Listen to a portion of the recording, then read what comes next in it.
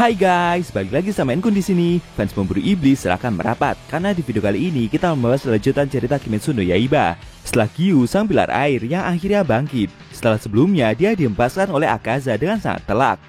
Lebih tepatnya kita akan mereview manga Kimetsu no Yaiba chapter 150 yang bersumber dari website manga kita, Mangaku atau Komiku. Buat kalian yang belum lihat review chapter sebelumnya bisa klik link di deskripsi atau bisa juga klik link di pojok kanan atas video ini ya. Dan buat kamu yang cuma ngikutin animenya atau tidak mau kena spoiler, Enkun sarankan mending stop videonya aja dari sekarang. Nah, di chapter 150 ini, Giyu bertarung melawan Akaza. Dan secara mengejutkan, tanda iblis muncul di wajah pilar air itu pula. Penasaran? Oke, langsung aja kita bahas. Let's go!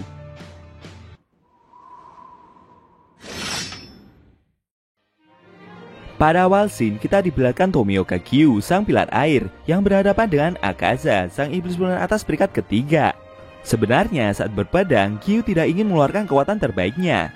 Dia juga tidak suka terlibat dalam pertarungan, di mana lawan menyerang apapun demi kesenangannya sendiri. Tapi saat ini untuk pertama kalinya, dia bertemu dengan seseorang yang sangat kuat, melebihi kemampuannya. Giyu sadar bahwa indranya terasah dan terlatih dengan baik. Indranya yang tersegel itu pun terbangun, dan terseret ke tempat musuh kuat yang ada di hadapannya ini. Pilar air tersebut memahami jika situasi yang mereka sebut sebagai pertarungan hidup dan mati merupakan saat sejauh mana seseorang dapat mengeluarkan kekuatan aslinya ada di depan mata. Tidak lama kemudian, Tanjiro seperti terkejut melihat penampilan dari Giyu.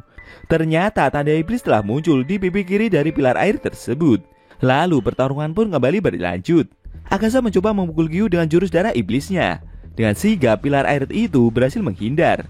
Giyu ganti melancarkan tebasan pernafasan airnya dengan menyerang leher iblis bulan atas tersebut. Leher Akaza terkena tebasan yang Giyu lancarkan. Namun meski begitu, iblis bulan itu tetap berhasil menghindar. Sambil melompat ke belakang, Akaza menyadari jika tanda iblis telah muncul di wajah pilar air tersebut. Menurutnya, kecepatan serangan yang Giyu lancarkan juga telah meningkat. Dan akhirnya aksi jual beli serangan kembali terjadi. Mereka saling menyerang satu sama lain. Giyu berhasil menebas tangan dari iblis bulan atas itu. Tapi Akaza juga telah berhasil melukai dahi dari pilar air tersebut. Meski sama-sama terluka, mereka berdua seperti tidak gentar sedikit pun untuk terus menyerang.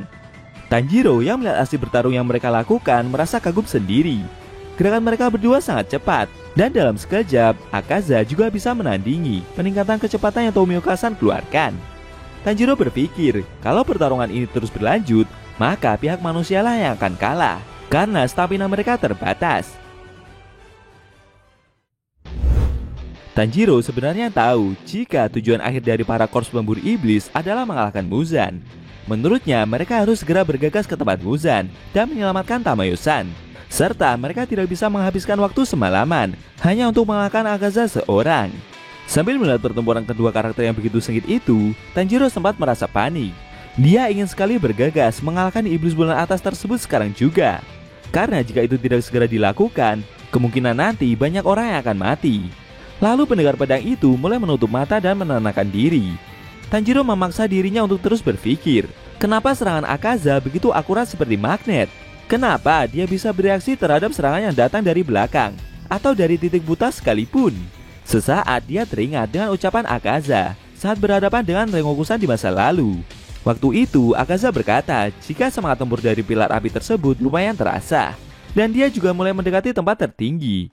Tanjiro yang ingat perkataan tersebut penasaran dengan kata semangat tempur yang iblis itu ucapkan.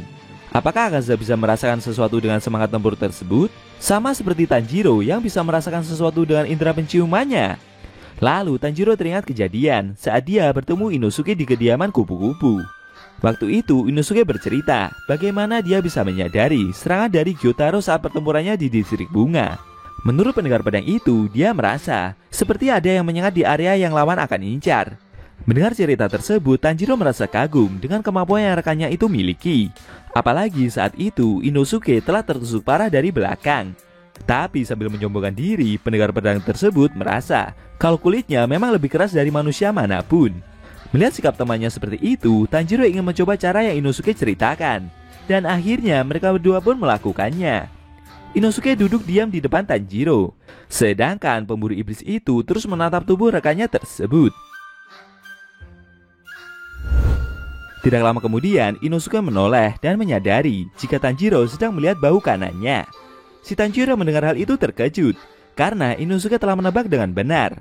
Inosuke mengaku jika dia bisa langsung tahu secara akurat ketika musuh sedang menatapnya, apalagi ketika mereka menatapnya dengan mengeluarkan hawa membunuh.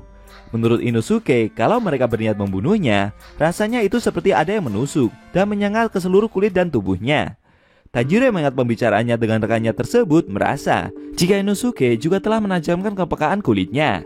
Dengan itu, dia bisa merasakan sesuatu yang tidak bisa dilihat oleh mata. Dia kembali mencoba mengingat pembicaraan setelahnya. Karena jika mereka melakukan hal yang sebaliknya, yaitu tidak memiliki hawa membunuh, maka akan sangat sulit menyadari pergerakan yang akan lawan lakukan. Hal itu juga terjadi saat Inosuke disapa nenek tua dari penginapan Wisteria beberapa waktu yang lalu. Saat itu, Inosuke merasa sangat takut kepada nenek tersebut. Karena begitu dia menoleh ke belakang, nenek itu sudah duduk di belakangnya dengan membawakan nasi kepal. Inosuke berpikir jika dia bisa mendekati seseorang tanpa menunjukkan hawa membunuhnya, maka dengan begitu dia akan dapat membunuh siapapun. Tapi Tanjiro menyanggah pendapat barusan, karena saat itu nenek tersebut memang tidak ada niatan untuk melukai Inosuke pula. Menurutnya hal itu akan sangat mustahil bisa dilakukan, apalagi untuk membunuh iblis tanpa harus menunjukkan hawa membunuh sekalipun. Mendengar penjelasan barusan, Inosuke sendiri juga mengakui kalau mereka melancarkan serangan lemah tanpa ada niatan membunuh, mereka juga tidak akan bisa memenggal kepala dari para iblis yang keras tersebut. Shin kembali ke pertempuran inti. Tanjiro yang masih melihat pertempuran Giyu dengan Akaza itu mengakui jika pembicaraannya dengan Inosuke sebelumnya seperti pembicaraan konyol saja. Tapi dia merasa ada semacam kunci dari pembicaraan tersebut. Tanjiro penasaran, sebenarnya semangat tempur apa yang Akaza rasakan? Apakah itu berbeda dengan hawa membunuh seseorang? Apakah itu hanya kebetulan tekad untuk menghadapi lawan saja? Atau intensitas waktu yang dihabiskan untuk berlatih?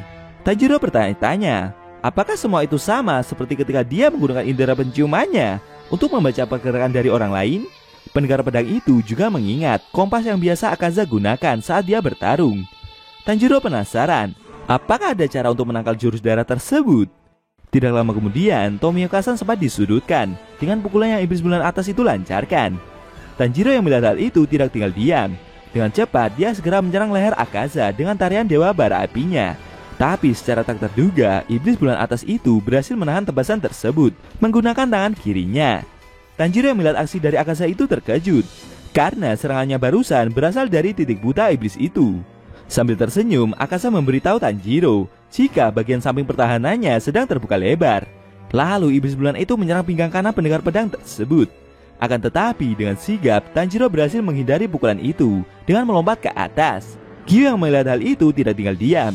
Dia juga segera menebas iblis bulan atas tersebut menggunakan pernafasan airnya. Dan akhirnya pertempuran pun kembali berlanjut. Tanjiro yang berhasil menghindar itu terdiam. Potongan puzzle pertanyaan-pertanyaan yang muncul di dalam benaknya perlahan mulai menunjukkan titik temu. Mulai dari semangat tempur, magnet, kompas, naluri, hawa membunuh, kemustahilan, dan tempat tertinggi. Tidak lama kemudian, Tanjiro menyadari sesuatu. Dia seperti menemukan petunjuk untuk mengalahkan iblis bulan atas peringkat 3 tersebut. Petunjuk apa yang Tanjiro dapatkan? Apakah setelah ini pendengar pedang itu akan kembali membantu Giyu? Sayang sekali, scene cerita manga Kimetsu no Yaiba chapter 150 telah berakhir.